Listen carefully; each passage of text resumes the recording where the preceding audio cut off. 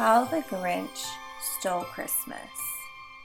Every Who down in Whoville liked Christmas a lot, but the Grinch, who lived just north of Whoville, did not.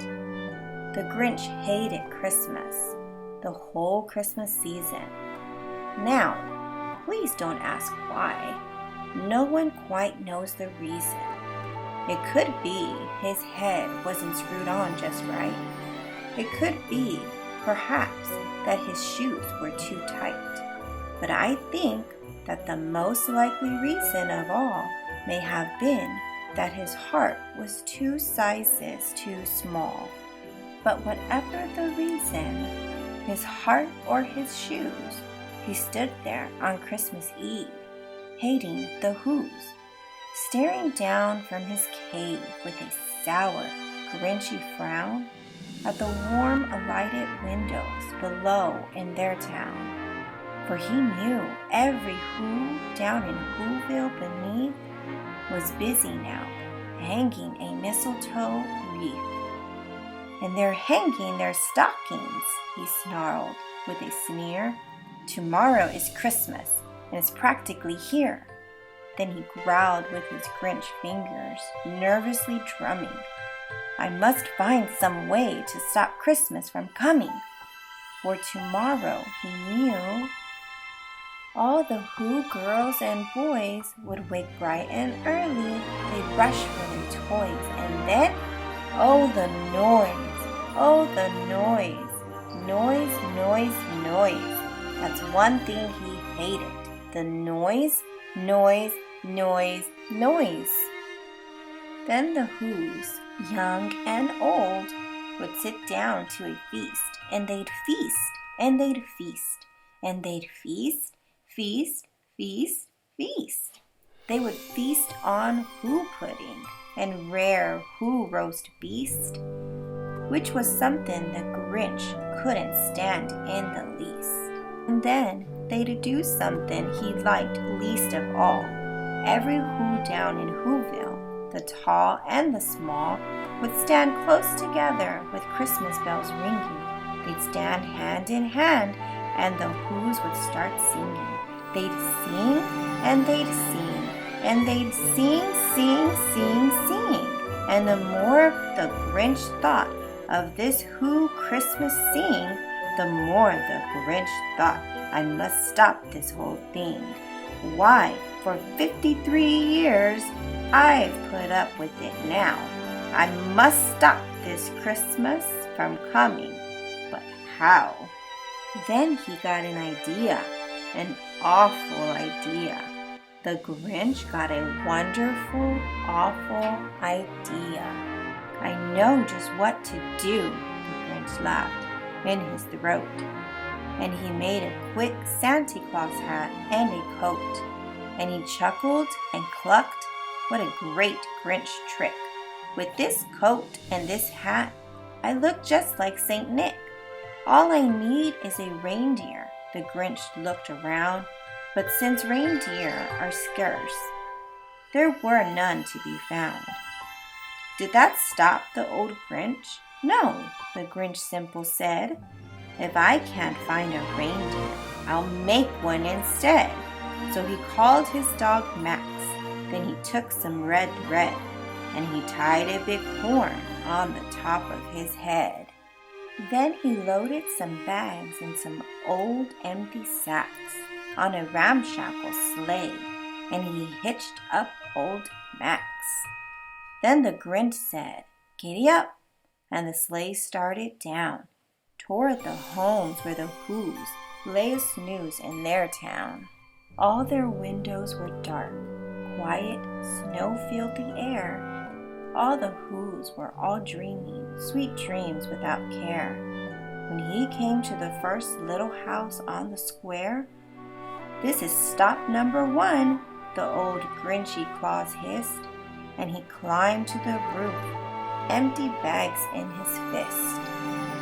Then he slid down the chimney, a rather tight pinch. But if Santa could do it, then so could the Grinch.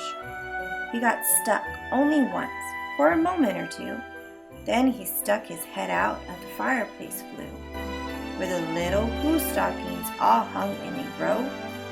"These stockings," he grinned, "are the first things to go." Then he slithered and slunk, with a smile most unpleasant, around the whole room, and he took every present: pop guns and bicycles, roller skates, drums, checkerboards, tricycles, popcorn, and plums, and he stuffed them in bags. Then the Grinch very nimbly stuffed all the bags, one by one, up the chimney. Then he slunk to the icebox. He took the Who's feast.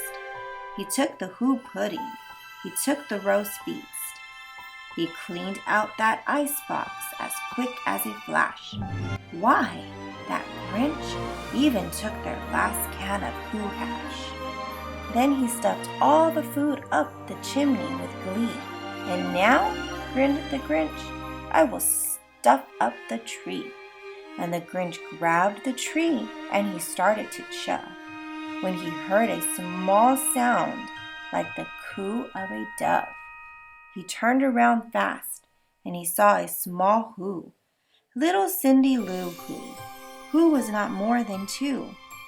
The Grinch had been caught by this tiny Who daughter, who had got out of bed for a cup of cold water.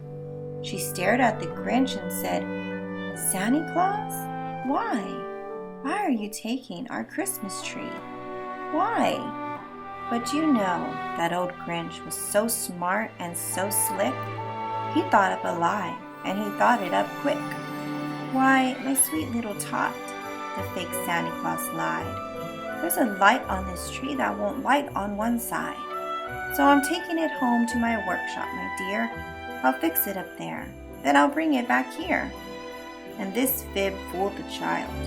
Then he patted her head, and he got her a drink, and he sent her to bed.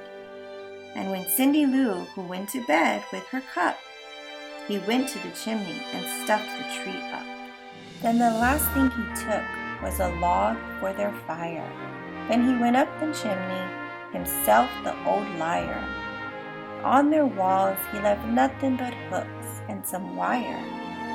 And the one speck of food that he left in the house was a crumb that was even too small for a mouse.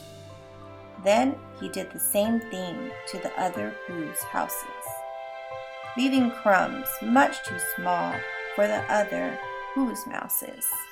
It was 1/4 dawn, all the Who's still in bed, all the Who's still a snooze, when he packed up his sled, packed it with their presents, the ribbons, the wrappings, the tags, and the tinsel, the trimmings, the trappings, 3,000 feet up by the side of Mount Crumpet. He rode with his load to the top to dump it. Hoo, hoo to the Who's, he was Grinchiously humming. They're finding out now that no Christmas is coming. You're just waking up. I know just what they'll do. Their mouths will hang open a minute or 2. Then the Who's down in Whoville will all cry, "Boo-hoo!" "That's a noise," grinning the Grinch, "that I simply must hear." So he paused, and the Grinch put his hand to his ear, and he did hear a sound rising over the snow. It started in low, then it started to grow. But the sound wasn't sad. Why, this sound sounded merry. It couldn't be so, but it was merry, very. He stared down at Whoville. The Grinch popped his eyes. Then he shook. What he saw was a shocking surprise. Every Who down in Whoville, the tall and the small, was singing without any presents at all. He hadn't stopped Christmas from coming. It came, somehow or other. It came just the same. The Grinch, with his Grinch feet ice cold in the snow, stood puzzling and puzzling. How could it be so? It came without ribbons, It came without tags. It came without packages, boxes, or bags. And he puzzled 3 hours till his puzzler was sore, when the Grinch thought of something he hadn't before. Maybe Christmas, he thought, doesn't come from a store. Maybe Christmas, perhaps, means a little bit more. And what happened then? Well, in Whoville they say that the Grinch's small heart grew 3 sizes that day.